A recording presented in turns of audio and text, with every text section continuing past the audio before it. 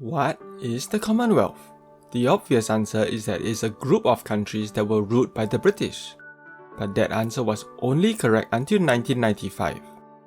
Since then, the Commonwealth has been increasingly admitting members that have no history of British rule. How exactly the Commonwealth operates is horrendously complicated. People can write their PhD thesis on it. But for this video, you only need to know 3 things.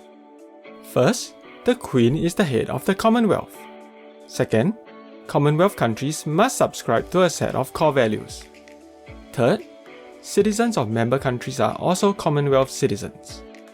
The last of these means that any citizen of a Commonwealth nation can go to the British Embassy if their home country doesn't have an embassy in the country they are in. They can even get a British emergency passport if their home government allows. These can be really useful if they lose their passport or need an emergency evacuation. Because of shared history and close ties, some Commonwealth countries also grant consular assistance to citizens of other Commonwealth countries, such as Canada and Australia.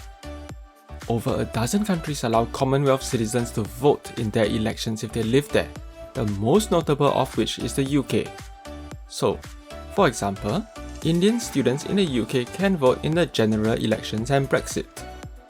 An estimated 1 million non-British Commonwealth citizens live in the UK, which is greater than a winning margin in some recent elections.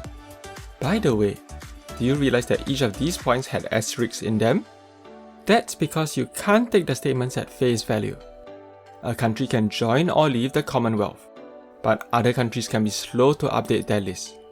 Zimbabwe left the Commonwealth in 2003, but Zimbabweans are still Commonwealth citizens in the eyes of the UK government. Zimbabwe was suspended in 2002 over human rights issues, one of the Commonwealth's core values. Currently, countries have to subscribe to the Commonwealth's core beliefs when they apply to join. Like how YouTube viewer subscription lists keep growing, the list of things countries need to subscribe to keeps expanding. But most of them boil down to democracy, human rights, peace and security, development, and sustainability. However, some admissions have caused hoo-has. For example, Rwanda was permitted to join in 2009 even though the Commonwealth Human Rights Initiative objected to its admission. But for every Rwanda, there are many clearly good examples of what the Commonwealth does. Commonwealth heads of government meet every 2 years to launch initiatives that are usually in line with Commonwealth values. In a meeting, you can call Chogam if you want to save some saliva. Commonwealth affiliated organizations also provide development assistance to developing members and organize the Commonwealth Games. And the Games are a spectacle that few people have never heard of. Which explains why even at the ripe old age of 96, Queen Elizabeth still starts the Queen's Baton Relay, a journey where the Queen's Baton travels across all Commonwealth countries, culminating with the opening of the Games. The Queen's role at the Games is ceremonial, just like her role as head of the Commonwealth. Her role as Commonwealth head does not give her any formal power in any of the 56 Commonwealth countries. However, she has formal powers in 15 of these countries, which are called Commonwealth realms. These 15 countries have appointed her head of state. In many of these countries, the Queen appoints a representative who has the power to assent to laws, or to refuse to assent to laws. Most of the time, the Queen's representative takes a meh approach to using their powers, but not always.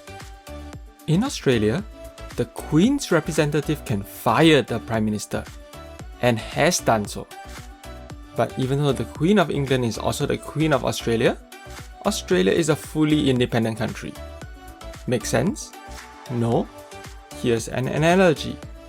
Jeff Bezos owns Amazon and the Washington Post, but the two companies aren't related. And so that's the Commonwealth. 56 fully independent countries with a symbolic head that try to have a common set of values, a semblance of a common identity, and shockingly, some success on the road to actually having something in common.